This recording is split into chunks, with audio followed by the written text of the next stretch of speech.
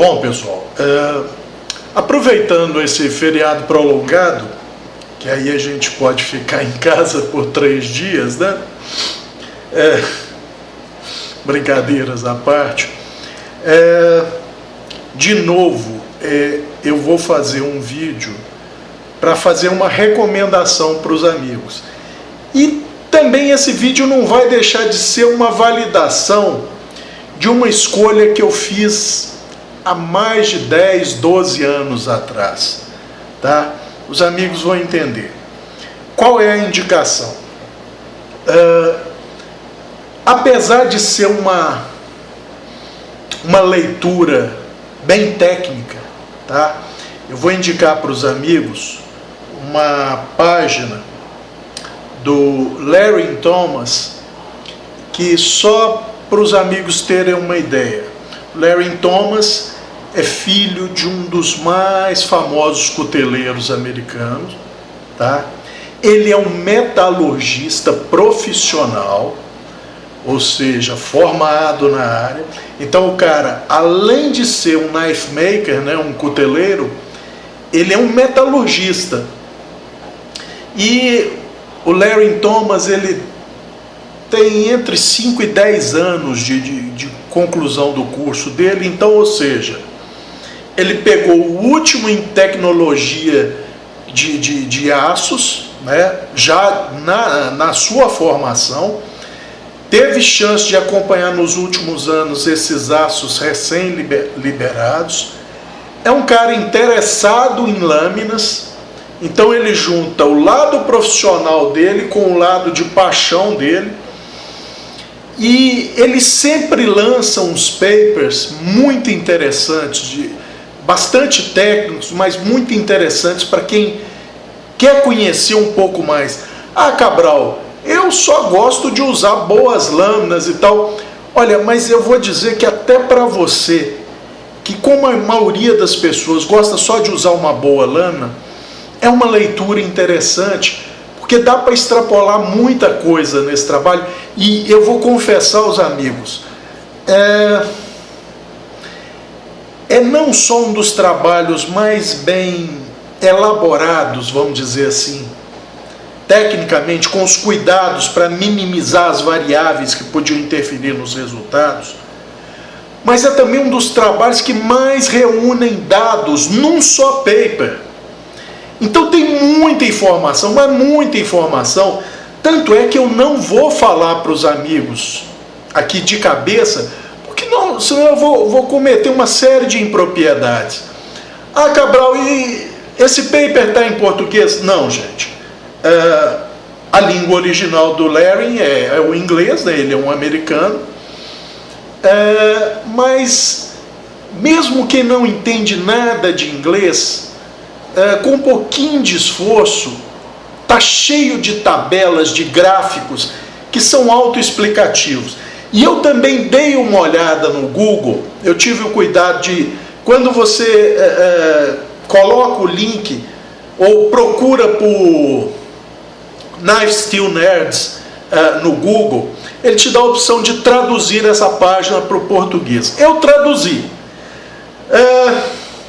Eu confesso aos amigos que a tradução do Google é complicada. Meu inglês, gente, para falar e para escrever é terrível. Por quê? Porque tem anos e anos e anos que eu não pratico. Então minha gramática para escrever é terrível, e eu escrevo... vamos dizer que eu consigo me fazer entender em fóruns internacionais. Não é que eu escreva bem, não. Eu consigo me fazer entender. Obviamente, cometendo erros de concordância, isso não vem ao caso agora. E a minha fala em inglês é extremamente ruim. Por quê? Porque eu me formei em inglês, eu tinha 13 anos. Eu fiz conversação avançada e eu acho que era uma vantagem na época. Eu me formei no inglês britânico, né? Então, meu ouvido para inglês, eu consigo ouvir o inglês e ter a imagem mental daquilo que está sendo falado sem traduzir para o português. Não sei se os amigos conseguem me entender, mas, por exemplo, se me falam plane, me vem na cabeça um avião. Eu não penso em avião para depois ter a imagem do avião, é o contrário. Então eu aprendi a pensar em inglês. Por isso eu consigo fazer tradução simultânea, na maioria das vezes, para o pessoal daqui de casa. De reportagens da BBC, da CNN, uma série de coisas. Ah, Cabral, você está falando que você... Não, eu não sou um tradutor de inglês, gente. Digamos que eu pego praticamente tudo que é falado, me escapa uma coisinha ou outra. Então, para mim, a leitura do texto original em inglês foi bem simples, tá? Foi bem simples. Já em português, eu achei uma dificuldade danada, a tradução do Google. Mas que isso não desanime os amigos que não leem inglês, porque, como eu disse, está cheio de gráficos e eles são autoexplicativos, tá?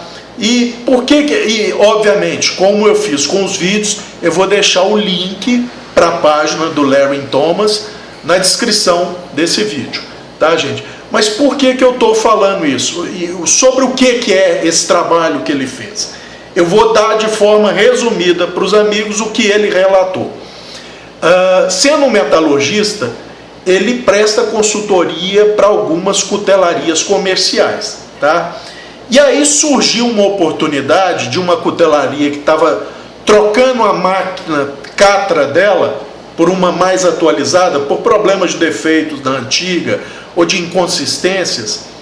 E aí o Larry fez uma proposta. Olha, em vez de vocês me pagarem pela consultoria, me deem essa máquina antiga que vocês não vão mais usar.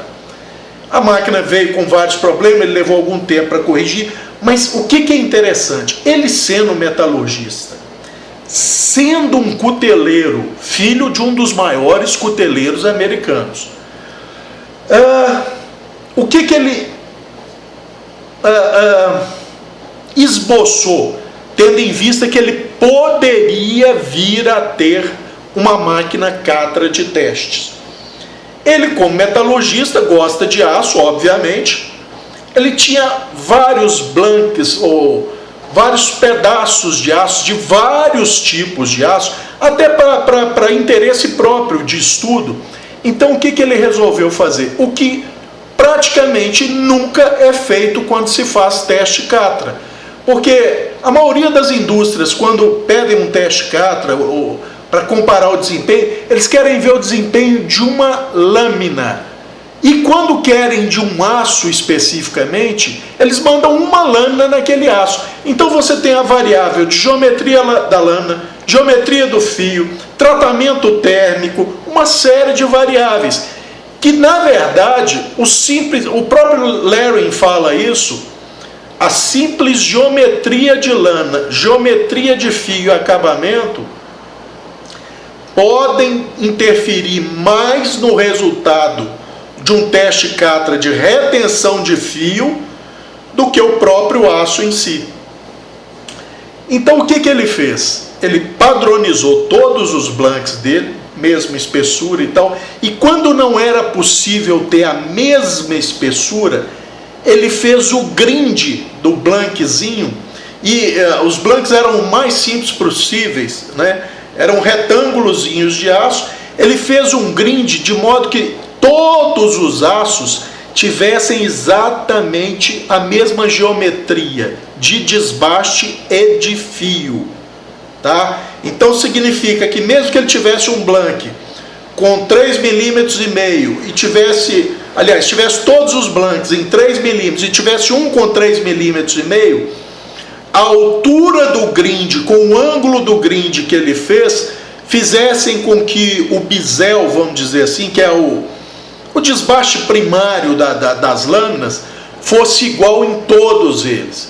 Ou seja, ao passar nos cardzinhos embebidos de sílica, a geometria seria exatamente a mesma para todos os aços. Então ele tirou fora a geometria geral das lâminas.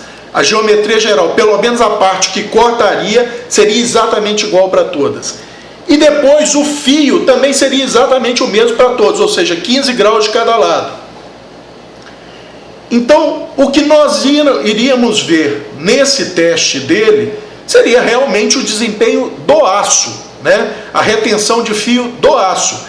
Retenção de fio em que situação? Num teste em que se faz o slice cut, ou seja, em que a lâmina corre no material a ser cortado, não é push cut, onde você apoia a lâmina e desce, não. Tanto é que ele deu um acabamento de fio igual para todos os blanks dele, tá? Em todos os aços, ou seja, foi num grit 400, porque é universalmente reconhecido, como eu já falei em alguns vídeos meus, que um acabamento um pouco mais grosseiro no fio dá um efeito melhor de retenção de fio quando você faz o slice cut, que é o corte puxando a lâmina ou empurrando a lâmina, tá? Através do material a ser cortado. Então todas acabadas num grit 400, e ele ainda fez questão de colocar lá, para não haver confusão em padrão de grit, qual padrão usado, ele colocou lá 40 microns de tamanho de partícula, né? Todas as lâminas foram afiadas em CBN, né? Que é o segundo material mais duro conhecido pelo homem, né? Que é o cubic boron nitride, ou seja, boron silicato, tá? E que mais? E padronizou isso. Tem uma terceira parte envolvida, que é o Big Brown Bear, que é um jovem cuteleiro americano. Ele tem uma frase dele que eu acho ótima, que é: que maravilha viver num tempo em que os aficionados de lâmina acham que 62 RC de dureza é pouca dureza para alguns aços. Isso é uma realidade, né? Então, e outra vantagem, gente, nós temos muitos, mas muitos aficionados por lâminas fazendo inúmeros testes e quebrando alguns paradigmas. Mas aí sempre tem aquela turma que fala assim: mas esse seu teste não vale por isso e por aquilo outro e tal. Então esse trabalho do Larry, além de mostrar a retenção de fio padronizada, num teste padronizado e tal, ele usou geometrias padronizadas de lâmina, de fio e tal, e protocolos de tratamento térmico, visando sempre atingir durezas entre 60 e 62 RC para a maioria dos aços, com exceção daqueles que são reconhecidos por trabalharem otimamente em durezas mais altas, como o REC 121, como o ZDP 189, acho que tem até o Maxamet também lá, não sei.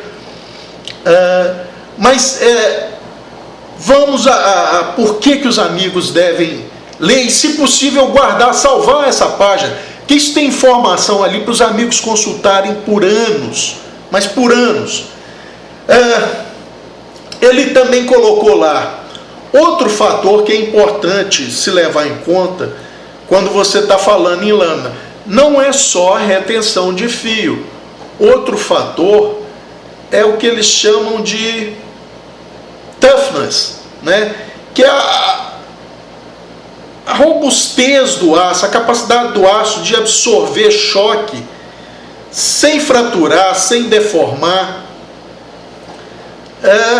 Então, ele faz algumas observações depois dos resultados, coloca esses resultados em gráficos, tá? E aí ele praticamente validou uma escolha que, como eu já falei com os amigos, eu fiz há mais de década atrás. Porque não é segredo para ninguém que o meu aço favorito é o 13C26 Sandvik, que vocês não vão ver no teste. Por quê? Porque ele não usa o 13C26 Sandvik. Ele usa o irmão gêmeo dele, que é o AEBL, tá? É a mesma coisa, é o mesmo aço, exatamente a mesma composição, né? Só que o AEBL, salvo engano, é fabricado na Alemanha, tá? Mas é exatamente o mesmo aço, é o mesmo 13C26. E aí o que mostra? Então aqui, por exemplo, vocês sabem que eu tenho 4 Bucks Vantage desses. Só está faltando o em 420 HC, porque esse eu dei para o meu irmão, tá? Para ele usar. Por quê? Porque eu considero muito bom, tá? Então tem aqui esse S30V, mesma geometria desses dois em 13C26, só o aço que é diferente. E no entanto, mesmo tendo o mesmo canivete em S30V, eu ainda continuo preferindo o 13C26. E nesse trabalho do Larry, ele revalidou essa minha escolha. Por quê? Porque o 13C26, gente, é uma somatória de boas características para a lâmina. A retenção de fio dele, nesse teste, por exemplo, é igual ao do S30V? Não. Padronizado para a mesma dureza, o S30V, aí com seus 60 de dureza, daria lá 530 ou 550 cortes. Enquanto o 13C26 em 60 de dureza, daria em torno de 360 ou 380 cortes, não sei. Aí você fala assim, Cabral, mas então tem uma vantagem visível com o S30V. Tem uma vantagem visível com a geometria de fio a 15 graus de cada lado, né? Com 60 de dureza, mas e na robustez do aço? E na resistência do aço à fratura? Enquanto o 13C26 mostra lá a 60 de dureza, cerca de 36 de energia de fratura, o S30V acho que mostra, eu não me lembro, 10, 12, alguma coisa assim, eu não lembro. Os amigos vão ver quando olharem a página. É por isso que eu não quero dar número de cabeça, porque está tudo lá, os números estão todos lá, tá? E outra coisa, gente, vai derrubar também alguns paradigmas que as pessoas se agarram ferozmente como se fossem verdade absoluta, e não são, tá? Todo mundo, pelo menos o pessoal mais inteirado da área, e a maioria dos amigos que acompanham o canal sabe que um dos aços que ganhou muita fama ultimamente é o tal do 3V, né, o CPM 3V. Porque é um aço muito resistente à fratura, que é o aço ideal para faca de sobrevivência, é para facão, é para o diabo a quatro. Será, gente? Porque nesse trabalho do Larry, o 3V com 60 RC de dureza, ou seja, a mesma dureza do 13C26, e tem alguns aços lá que ele trabalha em algumas durezas, então dá para você fazer algumas projeções, e ele mesmo dá alguns números lá, tipo 1 ou 1.3 ou 1.5 de dureza RCA+, significa tal coisa em robustez ou tal coisa em cortes a mais, tá? Mas o interessante é que esse aço inox, lá da década de 30, desenvolvido especificamente para lâmina de barbear, ou seja, para cortar realmente, tem uma tolerância à fratura igual e até um ponto maior do que o 3V, que é considerado, não, é o melhor aço que tem para resistência à fratura. Bobagem!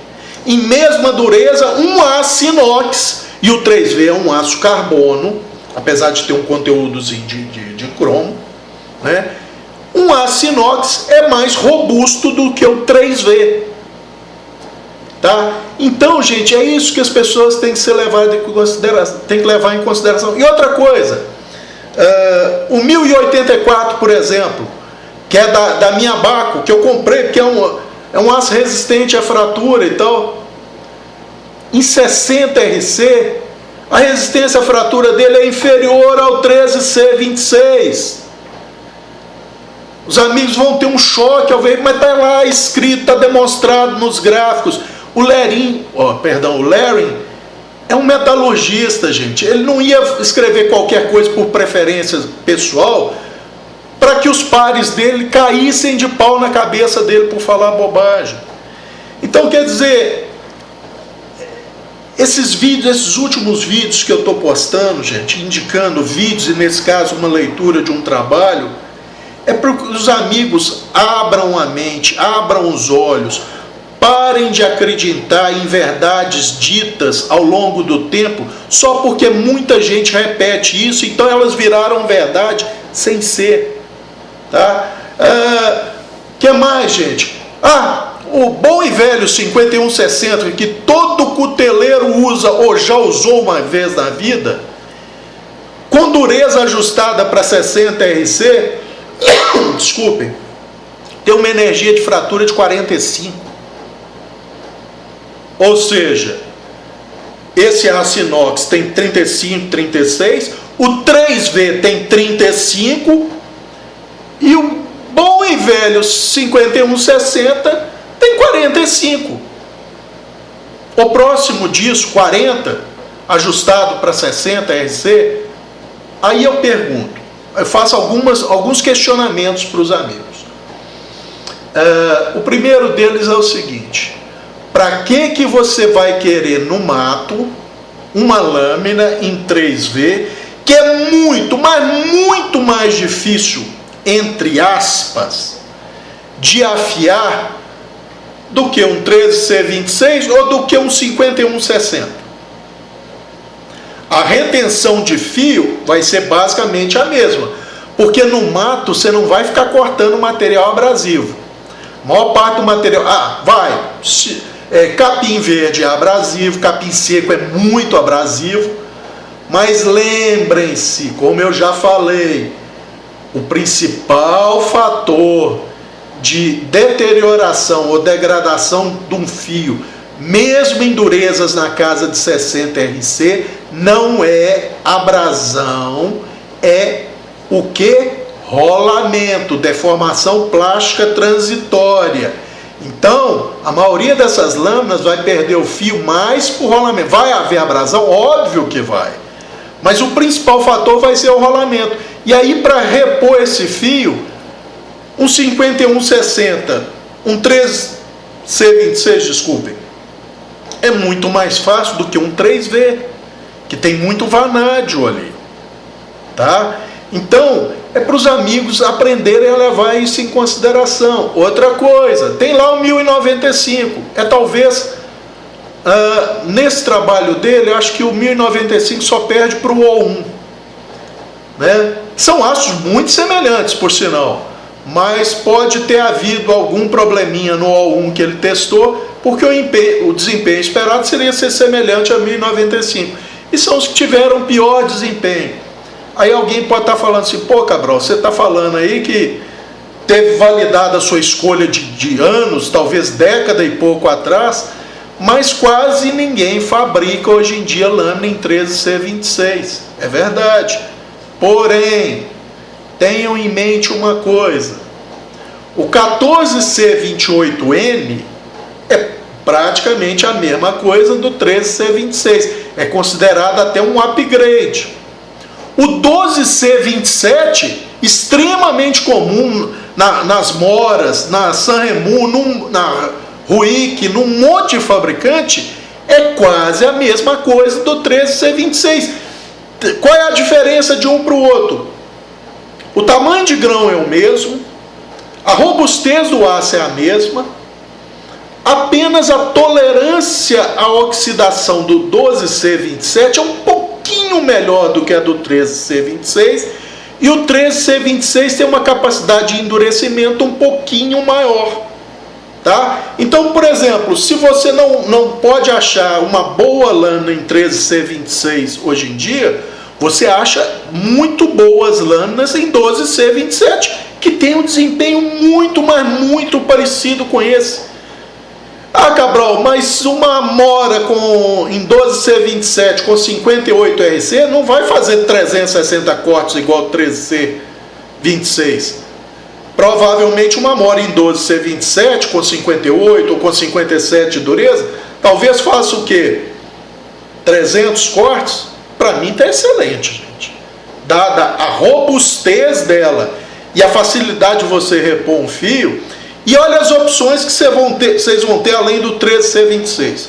12C27, o próprio 420HC, tá? 420HC, High Carbo. aquele que a Buck trabalha magistralmente, tá? É um dos melhores tratamentos térmicos do mundo para o 420 HCl da Buck, tá? Eu dei a sorte do meu Vantage vir com 59, mas pelo que eu tenho visto, a média aí é em torno de 58 RC para o 420 HC. Gente, 58 RC está muito bom, tá? Para essa categoria de aço. O próprio 104110, 104116 da Victorinox, da Tramontina, da Mundial, de uma porrada de companhia aí, é aparentado, chega próximo. Talvez tenha uma robustez um tiquinho maior, talvez não. Mas por quê? Porque ó, o teor de carbono dele fica ali na casa do 0,5, 0,55, né? E o teor de cromo na casa aí também dos seus 13 a 14 ou 15%, tá? Um pouquinho mais de cromo dá maior inoxibilidade, mas é um pouquinho de desvantagem em termos de fratura, tá? Então talvez ele não tenha a mesma tolerância à fratura que o 13C26 e o 12C27. Por quê? Porque em vez de 13 ou 13,5 de cromo que o 13C26 e o 12C27 tem, o 104110 ou 104116, que é o mesmo X cromo 55 MOV15, como ele tem um pouquinho mais de cromo, pode ser que a resistência à fratura seja um pouquinho menor. Mas você tem outros aços, se você não quer o do Victorinox, entre aspas, ou da Tramontina, você tem um AUS8, que tem os mesmos 13 de carbono do 13C26, só tem um tiquinho mais, 13 de carbono não, 13 de cromo, perdão, 13 de cromo, com um pouquinho mais de carbono. Em vez de 0,68, ele tem 0,7 a 0,8. Por isso que o AUS8 tem um desempenho tão bom, principalmente com o tratamento térmico da Cold Steel. Então, para os amigos verem que tem várias opções, que não necessariamente o 13C26, e é lógico, eu não estou falando que é o melhor aço, gente, eu estou falando que é a minha escolha pessoal pelas características gerais, tá? Então, os amigos vão poder extrapolar muita coisa nesse trabalho do Larry, mas muita coisa mesmo, tá? E vão ter tempo para fazer isso e comparar números e tal. Então, aí eu pergunto, para que você vai pagar, vamos dizer que uma Cold Steel Recon em 3V custe, deixa eu chutar aqui um número, R$1.000, e uma Cold Steel Recon em AUS8 custe, sei lá, R$500. Para que você vai pagar 1.000 em 3V se a em AUS8 potencialmente tem um desempenho melhor? Por causa de propaganda, de marketing, porque muita gente fala que o 3V é uma maravilha de aço? Você vai na conversa dos outros ou você vai em trabalho técnico, você vai na ciência? Então, gente, isso é mais um vídeo que eu trago aos amigos para fazer com que os amigos abram a mente, abram os olhos, aprendam a questionar as verdades absolutas que são ditas nesse meio, tá? Que é uma das formas da gente ter excelentes lâminas, com ótimos desempenhos e a preços mais, digamos, justos, tá? Eu, por exemplo, eu tenho uma lâmina em ZDP 189 e eu continuo tendo como meu preferido o 13C26, tá? Não quer dizer que eu esteja certo, quer dizer que quando eu levo em consideração o desempenho de uma lâmina, eu não estou olhando só a retenção de fio, eu estou olhando o conjunto. Um outro detalhe importante: ah, Cabral, mas você falou na tolerância à fratura. Pois muito bem, Cabral, eu não abuso das minhas lâminas, então tolerância à fratura não é importante para mim. Será que não? Então vamos ver. Quando nós estamos falando em tolerância à fratura ou capacidade de absorver energia sem fraturar, nós estamos falando também de fio, gente. Significa o quê? Que uma lâmina que tem baixa energia de fratura, em termos gerais, significa que eu não posso abusar muito de um ângulo pequeno no fio dela, porque senão ela vai fraturar à toa, vai dar muito microfio. Já uma lâmina como o 13C26, que tem uma energia de fratura com 60 RC de dureza, na casa dos 35, 36, significa que se no teste ele trabalhou com 15 graus de cada lado, tranquilamente eu posso trabalhar com ele com 10 graus de cada lado. E se ele fosse trabalhado assim, provavelmente o desempenho dele se igualaria ao do S30V, com mesma dureza e 15 graus de cada lado. Ou seja, o S30V trabalhando com um ângulo mais obtuso, porque é preciso, senão o aço fratura, e o 13C26 trabalhando com um ângulo mais agudo. Muito provavelmente, o 13C26 com um ângulo mais agudo, ou seja, 10 graus de cada lado, sobrepassaria o S30V em quantidade de cortes efetuados. Então essa é outra vantagem de você olhar o conjunto de características da lâmina na hora de fazer sua escolha. O 13C26 me dá maior gama de opções, tanto de ângulos de fio como acabamentos de fio. Então, é por isso que eu fiz essa escolha há muito tempo atrás, gente. Porque, felizmente, há muito tempo atrás, eu aprendi a olhar o conjunto, o desempenho geral, e não só pensar uma característica só da lâmina. Mas, Cabral, o que isso tem a ver? Tem a ver, por exemplo, se fosse uma lâmina para cozinha, vamos dizer assim, fazer slice cut na cozinha, tá, muitos cortes são assim, mas muitas vezes, por exemplo, para fazer o chopping, nós precisamos do push cut e a lâmina vai impactar na tábua. E aí eu pergunto, vocês vão querer uma lâmina que tem uma energia de fratura aí de cerca de 10, 12, eu acho que é isso, tá? Não estou me lembrando de cabeça do S30V. Ou uma que tem uma energia de fratura de 35, 36 na mesma dureza de 60 RC. Qual que você acha que vai te dar menos trabalho com microdente? Tá vendo? Esse trabalho, gente, é por isso que eu estou recomendando demais aos amigos, mesmo aqueles que não leem inglês. Vai dar muito material para os amigos aprofundarem o conhecimento, fazerem comparações, fazerem escolhas melhores, projeção de desempenho de lâmina. É lógico, gente, sempre temos que levar em conta que o tratamento térmico otimizado é importante para qualquer aço. Mas nesse caso do Larry, ele otimizou o tratamento térmico de todas elas. E quando a gente fala otimizar, gente, significa o quê? Mirando o menor tamanho de grão possível do aço, tá? Porque com isso a maior parte das características desejáveis do aço são melhoradas, tá? E tem lá também um trabalho que ele fez, todos os aços foram feitos tratamento criogênico, tá? E ele aproveitou esse trabalho para comparar D2 com e sem tratamento criogênico. Ele não achou diferença estatisticamente mensurável no D2 que sofreu tratamento criogênico em nitrogênio líquido e no que não sofreu. O desempenho foi basicamente o mesmo. Isso é só uma curiosidade a mais. Então, novamente, recomendo fortemente aos amigos que leiam esse trabalho, que guardem, salvem a página e guardem isso, porque tem muito material de qualidade. Tem durezas de carbonetos lá, diferentes durezas de diferentes carbonetos, de diferentes conformações de carboneto, porque às vezes carboneto de cromo, você tem pelo menos umas 3 conformações diferentes dele, associado a vanádio, associado a um perfil químico de cromo. Então é muito interessante esse trabalho, tem informação pra caramba lá, gente. Por favor, deem uma olhada, mesmo aqueles que não são mais nerds, né, querem só uma lâmina, vai achar coisa interessante ali, gente, muito interessante.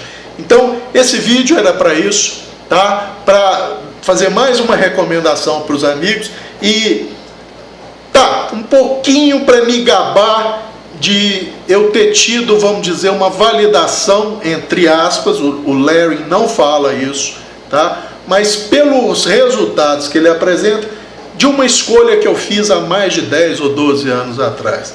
Ah, Cabral, você não está sendo arrogante. Não, não, gente, não estou sendo arrogante, não. Eu estou muito satisfeito de que ao longo do tempo, tudo que eu já li, tudo que eu já vi, tudo que eu já usei de lana, comprova a escolha que eu fiz há vários anos atrás, tá? Então é uma satisfação pessoal minha. Alguns podem classificar como arrogância, outros como, você está se gabando. Na verdade, eu estou sim me gabando um pouco, porque é uma escolha que eu fiz há tantos anos atrás, quando aços como o S30V já eram o bambambam do pedaço. Falar em 13C26, os ditos especialistas de fórum, isso é aço para iniciante, isso é aço de, como é que é? Lata de conserva, e por aí vai.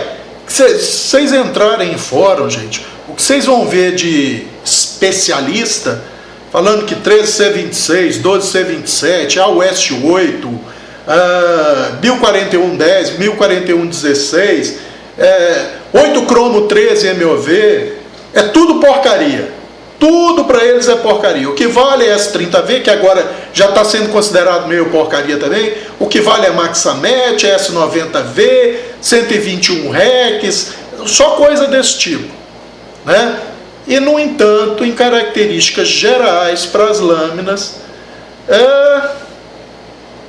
um açozinho ali na casa do seu 0,5 até seu 0,8 de carbono, não muito cromo e tal, é que parece ter os melhores desempenhos gerais.